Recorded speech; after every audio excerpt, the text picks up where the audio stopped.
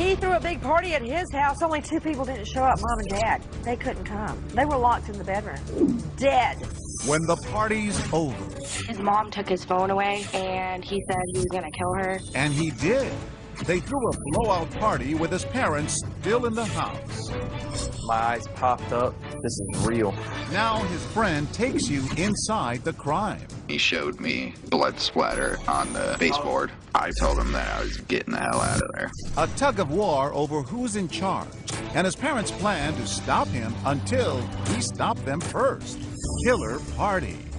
Plus, I don't care if you're in the Wild West. I don't care if you're in the hood. There was no honor in shooting somebody in the back. a parent's nightmare. A good son experimenting with drinking, and then sneaking home and climbing through the window of the wrong house. Inside, a terrified neighbor with a gun. A look inside the investigation, and a heartbroken father retracing his son's last steps. I was absolutely outraged. When the party's over. Welcome to 2020 on ID. I'm John Quinones. The teenage years can be rough. Parents setting limits, kids pushing back, challenging authority. It often becomes a tug of war over who's in charge. But as you're about to see, when the stakes are raised and teenage defiance is mixed with a toxic cocktail of drugs and alcohol, the consequences can be deadly. First, a battle of wills that turn to rage. And as Ryan Smith first reported in 2014, 2 murders that would shock a sleepy community. Nestled on Florida's Treasure Coast, 40 miles north of West Palm Beach, sits Port St. Lucie, a city once designed for retirees, now teeming with working families. It's a maze of streets that all kind of wind together. There's the sense on these empty streets that something's amiss. Even the street signs aren't quite right. They didn't have time to spell all the street names correctly. Growing up here is a modest sort of happiness for any kid, but as novelist Nathaniel Rich learned, that gets old. Every teenager complained about how boring it was in Port St. Lucie. The only thing to do is drink and get high, have parties.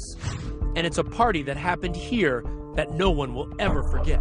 Now you're looking live at the Port St. Lucie home where police say a 17-year-old boy killed his parents, a drug-addicted teenager who just wanted to party. He threw a big party at his house. Only 2 people didn't show up, Mom and Dad. They couldn't come. They were locked in the bedroom.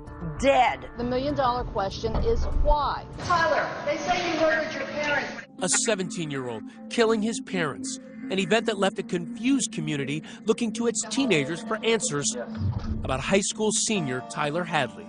His parents were getting tired of him going out late and getting drunk. They got more strict. His mom took his phone away. And he said he hated him. Something like teenagers say. It's definitely something that really upset him. Everybody has like sick jokes, so he just thought it was like a sick joke. But what turns a teenager's sick joke into a sickening reality? We go inside the investigation into what made a Boy Scout turn into a teenager who did the unthinkable. Mike Mandel has known Tyler since they were both 8 years old. He lived just a block away. So you know his parents? Absolutely. What were they like? They seemed like great parents to me. You know, every time I come over, if his mom was making something to eat, she'd say, "Hey, Mike, you want some of this? You know, how's it going? How's your family going?" And how did Tyler feel about his parents? He loved them. This is Blake and Mary Jo, forever in our hearts. Blake and Mary Jo Hadley thought sunny Port St. Lucie was the perfect place to raise their 2 boys. Mary Jo, she was a school teacher, you know, a great school teacher. And she loved kids so much, she dedicated her life to her two boys she had. His family says Blake loved his job at a local power plant, but his passion was his sons, the baby, Tyler, and Ryan, 6 years older. What was Blake like with the boys? He had a ball with them. He loved them. And in the beginning, Tyler seemed to be a happy little boy, celebrating birthdays and holidays with his family. He was constantly hugging his mom. I mean, constantly. He was an affectionate kid. I just remember him always being a funny kid. He had a really quick sense of humor. Yeah. And you never know what would come out of his mouth. Yeah. In a good way? Sometimes. It was a quality that drew Mike to Tyler. Just walking around trying to find a friend and stumbled upon Tyler, and he slowly became my best friend. Over time, Tyler began opening up, sharing with Mike his secrets and his insecurities. He a lot of times bashed himself and said he wasn't good enough. He just always thought someone was better than him. But what started as a kid's self-doubt turned into a teenager's anger. He started skipping school, hanging out with the wrong crowd, getting on drugs. You know, that's just things he was starting to do, was get in trouble. He was starting to steal. And they said, just hide your purse. They thought it was one of those teenage things. There were some neighbors who thought he was trouble. He once lit the forest preserve near his house on fire. And, you know, he siphoned gasoline from the nearest gas station once. Tyler's parents started cracking down. How did they discipline him? They really did everything possible as far as taking away the cell phone, bits and pieces of freedom that children really, cherish at that age. They didn't just abandon him and just let him run in the streets like he wanted to. They tried to rein him in. But Tyler pushed back, continuing to defy his parents. He didn't like following any rules. He liked going out, doing drugs. And then his parents caught on. He was already comfortable living that way, and he didn't want anyone to change it. Nancy Grace has followed this case. They were beginning to discipline him more and more. And by that, I don't mean take him out to the woodshed and give him a spanking. They would take away privileges. Well, Hadley would have none of that. His frustration and anger mounted. By the time Tyler was 17, his parents were at their wits' end. They put him into an outpatient substance abuse program, but nothing changed. He came home drunk one night, and he crawled through his window when his parents woke up, and then they took away his phone in his car. He felt that she was over-disciplining him, and he said he wanted to kill her. Did it sound like he might actually do it? Absolutely not. And Tyler's parents were keeping a closer eye on him, taking him to a family reunion in Georgia just 1 week before life would change forever. We really enjoyed having him. He was very polite. I never saw Tyler lose his temper, ever. That's what is so bizarre. Posing for family pictures 1 minute, but plotting with his friends back home the next. Well, he was texting his friends and telling them we're going to have a party when I get home. So he was planning it while he was up there. And 3 days later, this ominous Facebook post. Party at my crib tonight. Maybe. Tyler said he's going to have a party tonight. My parents are going to Orlando. A friend Facebooked him, what about your parents? Are they going to come home in the middle of the party? And Hadley writes back, they won't. Trust me. A party at Tyler's house seemed odd with his parents now tightening the reins, but it was something else he said that really got Mike's attention. He tells you something about what he did the night before.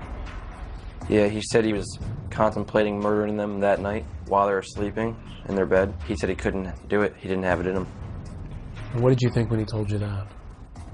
I got a weird feeling in my stomach, but it's Tyler. There's no way he would do this. Then, a few hours later, a second Facebook post. Party at my house. Hit me up. This time, there was no maybe. Tyler Hadley's house party was set. He had been bragging about it for days. He was going to have the party come hell or high water. And nothing and nobody was going to get in his way. One of my friends had gone on Facebook and seen the post about the party. Everyone knew his parents were strict. And it really wasn't until the day of the party that people started to take him seriously. There was so little to do in Port St. Lucie that night that any teenager who heard about the party was going to check it out. Around 9:30 p.m., Tyler picks up Mike and some other friends, and they head back to his house. Jesse DeRay is in the car. When we were pulling up to Tyler's house, he said something real crazy is going to come out in the next week. I said, what do you mean? And he said, you'll find out. Did you see any other family vehicles there? Yeah, and I thought that was kind of strange that his mom's car was there too. I asked him where his parents were, told me they were in Georgia. It was a free-for-all. Kids could smoke inside the house. They were drinking. Kids were bringing beer and pot and pills. What's it like inside? Young people drinking and sitting around talking. But the weird thing was, most people in there, Tyler didn't even know. I didn't know them. They were strangers. You think he wanted to be known as having this huge party? Maybe. That's the only thing that makes sense. As the rowdy party rages on, a neighbor across the street makes a noise complaint. I woke up to, squealing tires and kids hanging out of the car, yelling. So I did call 911. Officers respond, but with no immediate cause for alarm, they leave the teens with a warning. When we come back, kids at the party are noticing there's something strange about this place, but only best friend Mike Mandel will discover how strange behind this door. My eyes popped up. This is real. He's claiming that he killed his parents. Stay with us.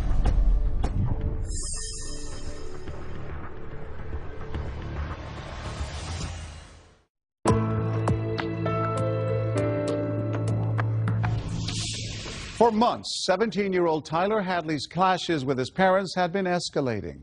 So how is it possible they'd allow him to have a blowout party at their house on a Saturday night? As the party rages on, Tyler has a secret, and he's about to share the shocking details. Ryan Smith picks up the story.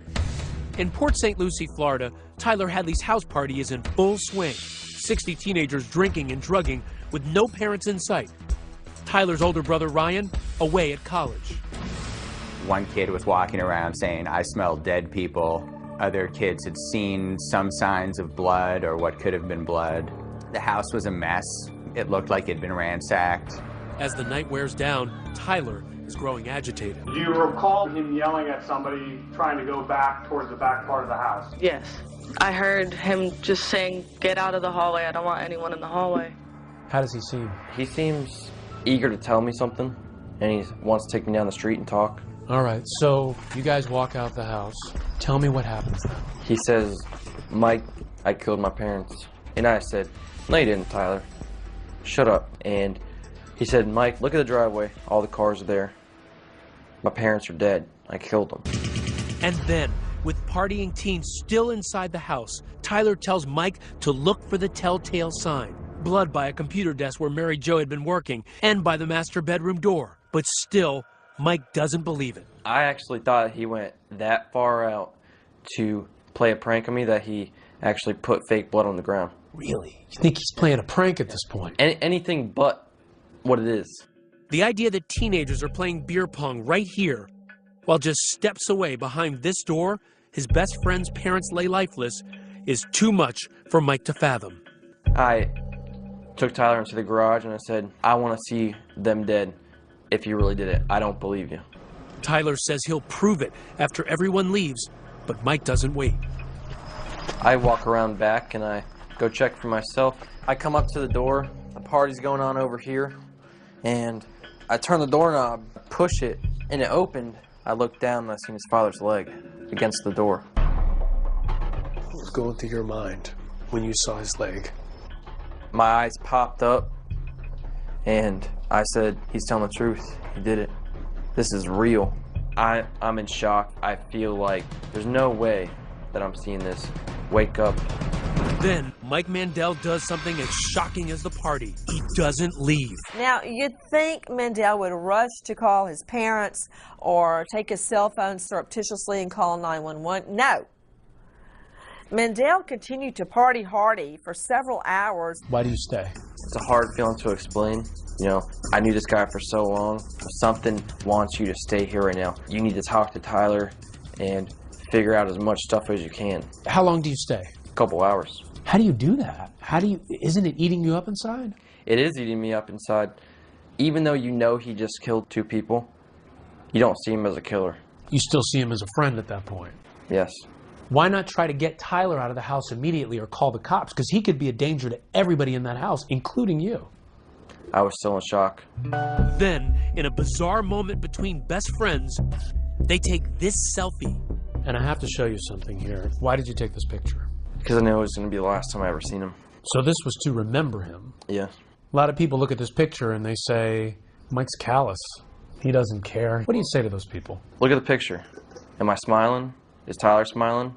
He looks very worried to me, and he looks very scared. And how do you look in this picture? I look like that this is the worst day of my life. I knew I was going to call the cops on him when I took that picture. In shock and unable to keep it to himself, Mike tells another friend. And he showed me blood splatter on the baseboard.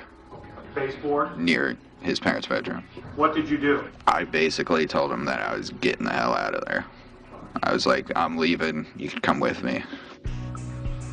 Mike is still reluctant to leave his best friend, but when he finally does, Tyler is quick to notice. Tyler calls me on my cell phone and he said, "Mike, where'd you go?" you know? The party's still happening. And I said, Tyler, I'm tired. It's 4 in the morning. I'm going to sleep. And he said, okay, man, well, I'm having a party tomorrow. Are you going to come? And I said, yeah, I'll be there. This is a party Tyler never wants to end. And at 4:40 a.m., he posts on Facebook, "Party at my house again. Hit me up." But Mike Mandel won't be there. And immediately after I hang up the phone, I call Crime Stoppers. We got a call from our call center, and he's claiming he killed his parents. I'm sorry, he did what to his parents? He's claiming that he killed his parents. What were you thinking as you're making that call? You know that what you're telling Crime Stoppers could send him to jail for the rest of his life. It wasn't a good feeling, but, you know, even though I was in shock and I didn't believe it, you know, I still knew that I had to do the right thing. And if I didn't call, I would live with that for the rest of my life. And the friend Mike told calls police too. He did something to his parents. Did he hurt them? Are they still alive? My understanding of it was that he killed them. Like, the bodies are supposed to be at his house. I don't think it's a joke. The kids I spoke to who were at the party were shocked that they had been at a murder scene, but they also thought it was pretty cool that they'd been at this famous party. There had been a homicide. A 17-year-old young man had killed his parents with a hammer. What was your first thought? First thought is, no, 17-year-olds don't kill their parents with hammers. When Detective Kristen Meyer arrives on the scene in the wee hours of the morning, remnants of the party are still apparent. We find beer bottles everywhere. They're all over the front yard. You come up, here's the door. The officers knock on the door. Knock on the door. Lights go out. So one officer gets cover and starts calling for backup. And this officer here, the door opens. And there stands Tyler. When we come back, she grabbed her head and said, "Why, Tyler, why?" It's the question everyone wants answered. Why did Tyler snap? Was it a threat, a final ultimatum from his parents that pushed Tyler too far? That's your motive for the murder. Stay with us.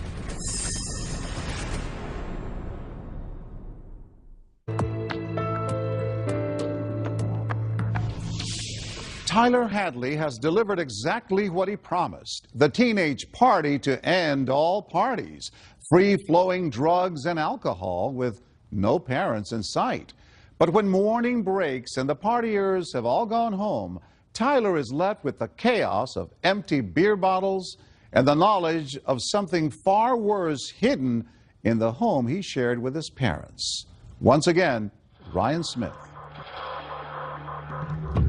At dawn, when police arrive at Tyler Hadley's house, the party is over.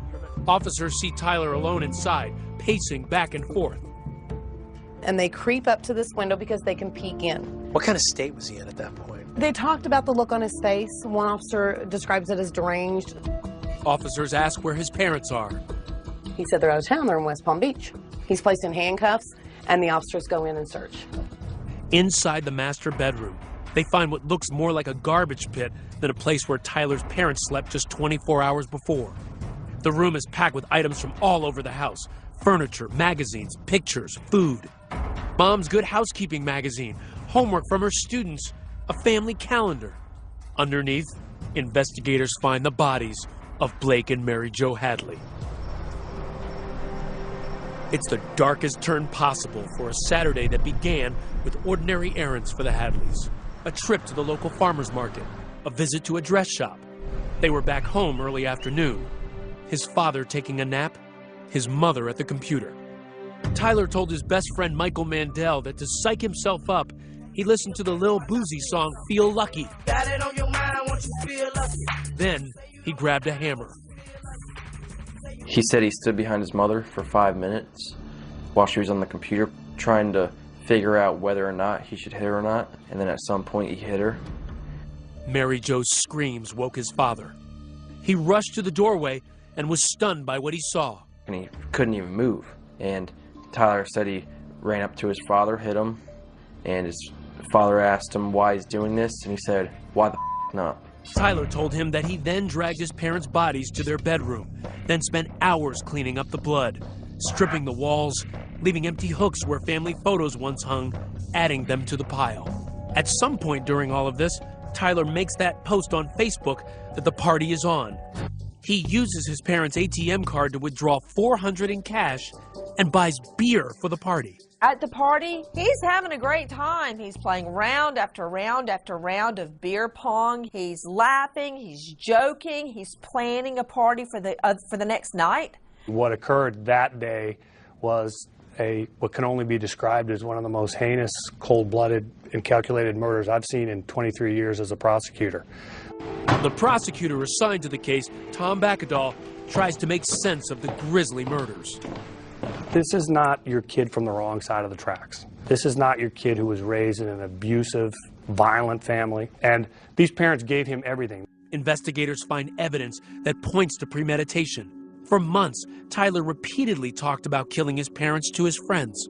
His mom took his phone away, and he said he was going to kill her. He said something about, oh, I'm going to kill my parents. I just specifically remember him saying, I'm going to kill my parents. He just said it with a smile, so that's why no one took it too serious. But no one knew just how calculating their friend was. He hid his parents' cell phones before killing them, and with no landline, he knew they couldn't call for help. Less than a month before he was to face trial, Tyler pleaded no contest, leaving a controversial question: his punishment. He could be protected by a 2012 Supreme Court decision, which ruled that for juveniles, a mandatory sentence of life without parole is unconstitutional. But prosecutors argue that with a crime so heinous, Tyler should never see the light of day. He has sentenced the whole family to life. But Tyler's defense team argues that Tyler was mentally ill. The major depressive disorder. He had issues with anxiety and depression. He was suicidal. And low self-esteem. He was drinking heavily and abusing drugs. It was not one thing alone. It was the deadly combination of them all. But the counter to this would be a lot of people have disorders, take drugs, some even take illegal drugs, his choice, yet they don't kill their parents. What I think is one of the most important factors is the juvenile brain. The juvenile brain does not fully develop until the age of 25. Adolescents don't show the same abilities to control, regulate, and identify their emotions as adults. Expert Dr. Randy Otto says the lack of control can turn teen impulse into action. The frontal part of the brain is not functioning as fully as it would as an adult to kind of keep that in check.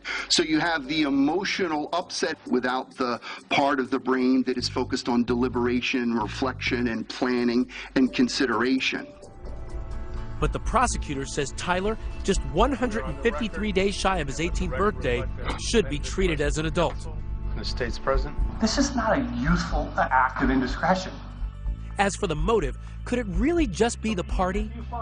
The prosecutor poured through messages Tyler exchanged with his friends for clues. In them, Tyler complains about the outpatient rehab program he's in, writing, "I seriously hate that for real." But ultimately, we think that what happened was that the parents had threatened to put him into a full-blown inpatient program to commit him. Institutionalized at a home for troubled teens. You're going to take away what I want to do, and I don't like it. Right. That's your motive for the murder. The decision over Tyler's fate has ripped the family in two. Mary Jo's mother, Tyler's grandmother, hoping for parole. I just want Tyler not to spend the rest of his life in jail because I know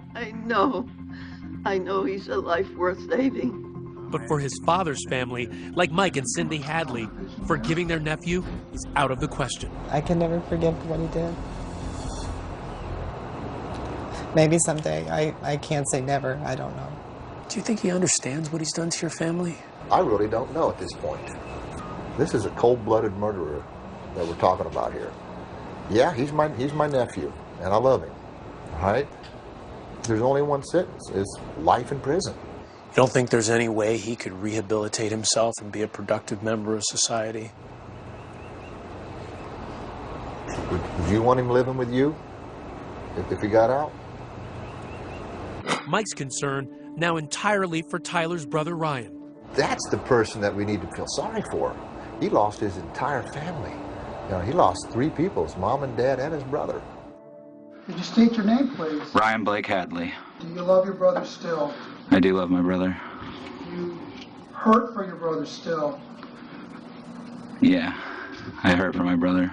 But that love for his baby brother has its bounds. Under what circumstances would you like to maintain this relationship with your brother?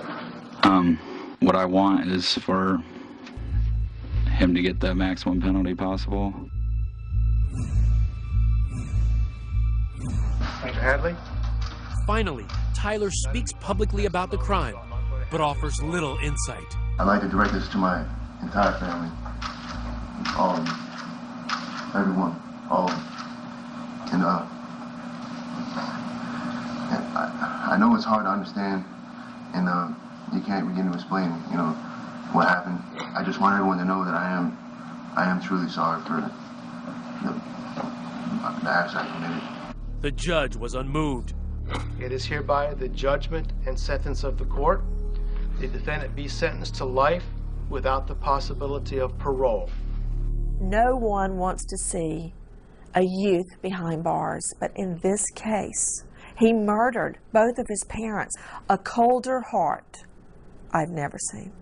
If he were here today, if you could speak to him directly right now, what would you say to him? Well, of course I'd ask the question, why? I might ask him, you miss your mom and dad? Didn't they mean anything to you? Was it worth it? Are you happy now? I hope that party was worth it.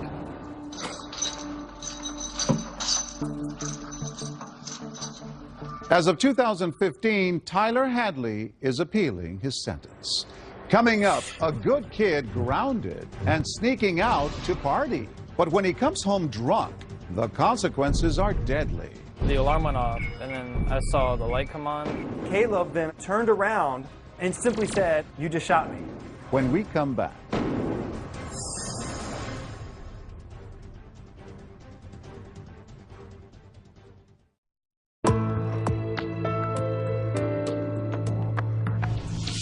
It's not unusual. A teenager sneaks out at night thinking his parents won't notice. A party, drinking alcohol, and he'll be back in bed before the rest of the house wakes up. But in the story you're about to see, that teenager never made it home. As Deborah Roberts first reported in 2014, only 2 people will ever know for sure what happened that night. And one of them is dead. It was late Saturday night. 16-year-old Caleb Gordley had a secret plan to sneak out of his house to go to a party with some friends. A popular 3-sport athlete at Parkview High School in Virginia, Caleb was also an aspiring rapper, seeing himself as the next Jay-Z. The days go fast, but the time moves slow. It's like I'm stuck in sand, but I can't ever let go. Hey. He was a self-proclaimed rapper going by the name of Prince George. Yo, Caleb, Prince George. The core was his music, was his lyrics. I have 85 songs that I've collected. Good kid, Sean? Great kid. He was very respectful, very polite. Partier? No. Like, he did not drink, and that's what makes that night even more peculiar, even more odd. We're walking to school. And out of character for Caleb. He's not much of a drinker, but he just, I guess, wanted to try it for that night. Yet the one time Caleb decided to let loose, he would wind up dead in a stranger's home. It all began with the typical teen punishment. He had been grounded because he went to the park on a Sunday afternoon after I told him to clean his room. I said, 1 week, you cannot go anywhere. You go to school, you go to practice, whatever, you're coming straight home. And he accepted it. He doesn't talk back. He doesn't get up in my face. He said, all right, Dad. Yeah. By the end of the week, Caleb is itching to get out of the house. We really want to party, don't want to get nothing. Tweeting throughout the day, honestly, who's throwing a party tonight? I'm trying to have fun tonight, no lie. Caleb and sister Eden are living with their dad. Their parents, Sean and Janae, are divorced. Their firstborn was a natural ham. Caleb, here at 6, busting a move to NSYNC's Girlfriend. He just had that energy that really attracted a lot of people to him because he was so fun and good-hearted. He just loved laughing and joking. To give their kids a better life, the Gordleys left behind the tough, crime-ridden streets of Dayton, Ohio, for the tranquil suburbs of Sterling, Virginia, where Sean is a corporate IT manager. I was happy with the area. I was happy with the school. The community seemed to be very active and social and kind of close-knit. After the split, Janae moved back to Ohio to go to school, but never missed a beat with her kids. How much did you monitor his social media accounts? A lot. And that was the one time I didn't in that particular day. I would have saw the signs if I would have just looked that day. About the parties and... He was looking for someplace to go that night. So at the stroke of midnight, Caleb slips out of his two-story home. He would never return. Caleb's first mistake would happen just after arriving at a buddy's house a few blocks away. Some of the boys begin tossing back vodka shots. By 2 a.m., a woozy Caleb decides it's time to go home before his dad notices he's gone. Good friend Corey Carrico was with Caleb. I took him back to my house, and I was going to make him stay there, but he knew he had to get home. I knew that for sure, because he kept bothering us about it. Staggering now, Caleb needs his sober friend to walk him the few blocks home to his quiet cul-de-sac, where many of the houses in the development look nearly identical. We crossed this fence because all the houses are similar, and then once we crossed, we came up to this window over here. You thought this was the window? Yeah, we thought this was the window, and I just opened it up. I've never come in the back way before. It looks different from the back. I always come from the front when I come pick him up in the morning. So I figured it was his house because he thought it was his house too. Did you just sort of like shove Caleb in? No, he went in himself. The alarm went off, and then I saw the light come on, and then I heard yelling, which I thought it was Dad. So then I ran because I thought I was going to get in trouble. Turns out it's not Caleb's dad. In fact, it's not even Caleb's house. It's the neighbor's home 2 doors down. The startled homeowner grabs his .40 caliber pistol that he kept next to his bed, thinking a burglar has broken in at 2:30 in the morning. In the chilling moments that follow, gunshots. How many times was Caleb actually physically shot? Once. Once. Out of 4 shots, he was hit once. A developing story now out of Sterling. Loudoun County Sheriff's deputies responded to a burglary with shots fired on... The next morning, news of a shooting quickly spreads through the neighborhood. At Caleb's home, there's panic. His sister Eden realizes her brother isn't in his bed. My friend's mother called her and told her that someone 2 doors away from us had gotten shot. She said somebody was trying to break in. I told my dad, he was like, I woke up this morning, Caleb's not home. I don't know where he is. I ran over to the neighbor's house, knocked on the door, and didn't find out any information. I ran back in the house, called 911. What's going through your mind at this moment? I know my son's dead. I know he's dead. Corey dropped Caleb off at my house at 2:30 in the morning, and there was a shooting in my neighborhood at 2:30, and I can't find my son. I knew it instantly. His 16-year-old son shot dead. I could barely talk. And I was so lost, and I couldn't fathom surviving this. I didn't know. I was like, well, there's no going beyond this. Eden and Sean break the unbearable news to Janae in Ohio. Overcome with grief, she heads to Virginia. I wept in the airport. I wept on a plane in front of strangers, and it didn't even matter. You lost your son. Did you understand at all what had happened? I did. I understood that, he made a mistake. And then it cost him his life. Yeah, my handsome man. A life even Caleb realized was fragile. This is the new microphone. And trust me, I have like 6 songs that I'm going to be putting out today. And one of those songs he wrote just months before dying is oddly prophetic. 1, 2, 3, your life can be done like that. Called Reckless, with the sound of gunshots in the background, Caleb rapped, your life can be done like that. His own life cut heartbreakingly short in what seemed a classic case of self-defense. Somebody breaking into your house, you don't know. This person is going up the stairs, going towards where the homeowner's family was. I guess he fell in fear for their lives. I mean, I put it on me at first. I thought it was all my fault because I took him to the wrong house. But you realized it was a tragic mistake. Yeah. Both Sean and Janae believed it was an awful accident until they got the police report. What it revealed would change everything for Caleb's parents. Once I got the details, I was absolutely outraged. Was it self-defense or something else? Murder. Stay with us.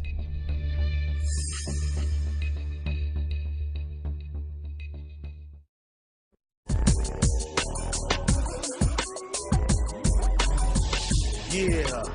After a night of drinking, 16-year-old Caleb Gordley mistakenly entered the wrong house and was shot dead by his neighbor just 2 doors down.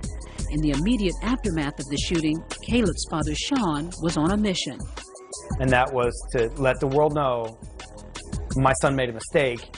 He was not there to harm anybody. He was not there to rob anybody. That's all I cared about, letting everybody know he went to the wrong house. You said right after this happened that you felt forgiving towards your neighbor. Correct.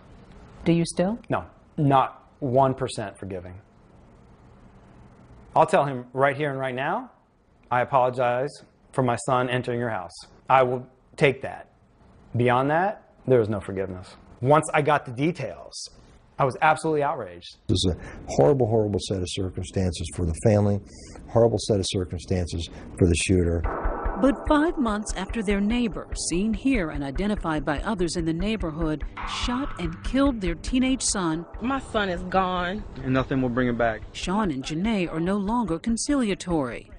It sounded like a mistaken identity. Someone thinks there's a burglar in their home and they're trying to defend themselves. At no point during the homeowner's count of the events did he ever describe Caleb in any way being aggressive, ill intent. He did not approach him. He did not come after him in a violent way. In fact, Corey Carrico says his friend Caleb was visibly impaired when he tried getting him home. Yeah, he was stumbling a lot. He fell down on the sidewalk a couple times. I mean, even though he had to be home, I probably should have just kept him at my house. Or waited a little bit longer. Sean is convinced that his son was confused, since his home has a nearly identical floor plan to the neighbor's. From the vantage point upstairs, Sean showed us what he thinks happened, according to the police report. He was crawling into his window. Correct. Where do you think the homeowner saw him first? According to the police report, the homeowner came down this hall, immediately saw Caleb in the kitchen area. He saw his face, he did not recognize him, and he yelled at him to get out of the house. He suspects his intoxicated son believed he was hearing his dad's angry voice. So Caleb would have continued on thinking he's going to his bedroom, you think? Yes, correct. But remember, the 6-foot-tall boy is in his neighbor's home and headed toward the bedrooms where his neighbor's fiancé and son are staying. The homeowner said he made eye contact with Caleb and there was a dazed look on his face. So he knew he was on drugs, alcohol, whatever the case may be. And as he came up the steps, he said he saw no weapon. His neighbor then yells out and fires a warning shot, fearing the unknown intruder who's making his way upstairs near his family. Caleb then, according to a statement, turned around, didn't attack the person shooting at him, and simply said, according to the statement, "You just shot me." Then the end for Caleb, an ending Sean finds unconscionable. The autopsy report revealing the cold, hard fact that Caleb was shot in the back. The homeowner angled against the wall and fired through Caleb's chest, and then a fourth shot past Caleb's head that he aimed at his head, missed. Caleb then took 2 more steps and fell face down on the floor, right in front of what he thought was his own bedroom. I don't care if you're in the Wild West. I don't care if you're in the hood. There was no honor in shooting somebody in the back. So why would the homeowner fire multiple times when this person didn't appear to have a weapon? It's 2:30 in the morning. You have a person that actually comes in through a window. The alarm sounds off. I mean, he was 6 foot tall, unknowns to the homeowner, wearing dark clothing. The homeowner advised him to stop, and that he would shoot, and Caleb continued to come forward. He lined himself up at the perfect angle to shoot a hollow point bullet through my son's lung and explode his chest. And then a fourth shot at his head for good measure. That's what he did. Do you see it as murder or accidental shooting? Murder. Murder? He shot him in the back. If you're really in fear of danger, of your life and your family's life, why would you allow a person that you that appeared to be dazed to you walk right past you and then you shoot him in the back? If Caleb would have crossed that street right there and got hit by a car, I would have nobody to blame but Caleb. I have somebody else to blame for my son's death. I just do. This kid is a kid of color, a black kid. Did that have any impact on this case? I can't see that it would. The entire situation was just bad all the way around. Somebody coming into your house, not stopping when you're giving them commands to stop. Somebody continued to advance on you. Somebody going up the stairs where your family is. The homeowner has not spoken out publicly. Have you had any sense of how this has impacted him? In conversations with my detectives, I understand that he was devastated by what had happened. So much so that he had to take a couple weeks off. After a police investigation, no charges were filed against the neighbor, a volunteer firefighter who owns a consulting company. Through his attorney, he declined our request for an interview, saying, "The incident was an unfortunate tragedy on every level, but as we are not confident that participating in your program would contribute to the healing process, we are unwilling to so participate." 10 months after their son's death, Sean and Janae Gordley still can't understand how a teenage mistake can end so tragically. The man who took their son's life did reach out to the Gordleys through his attorney, saying he was sad about what happened, but Sean threw out the note, offended by its formal tone. Do I hate him? No. Do I want him put away? No, I don't think that's going to solve anything. Do you want to hear from him personally? I would love to. He's 2 doors down. 2 doors down. Do you still see this neighbor? I never saw him before. I haven't seen him since. What's the lesson in all of this, Janae? We need to get out of our own bubbles. We don't get outside and shake our neighbors' hands or invite them over to dinner or just get to know them better. 2 doors down. 2 doors down, and you didn't recognize that that was your neighbor. Some people would have packed up and moved right away, but yet you've somehow managed to stay here. The first few months, there was no way I was leaving. I keep the door closed because it smells like him in here still after all these months. I smell him right now. On his blanket, on his pillow. We haven't washed anything. We haven't vacuumed. I come in here, sometimes I'll take a nap on his bed.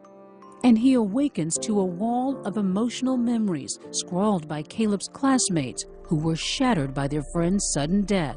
I don't know anybody who didn't like him for any reason. You just put a smile on your face. Absolutely great kid. This was his 16th birthday, so this is his last birthday.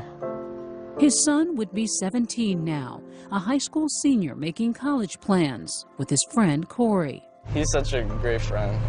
It's a shame if you never knew him. He was such a funny person. I truly believe that my son was a gift. Yeah, we got 16 and a half awesome years. I will hold on to that.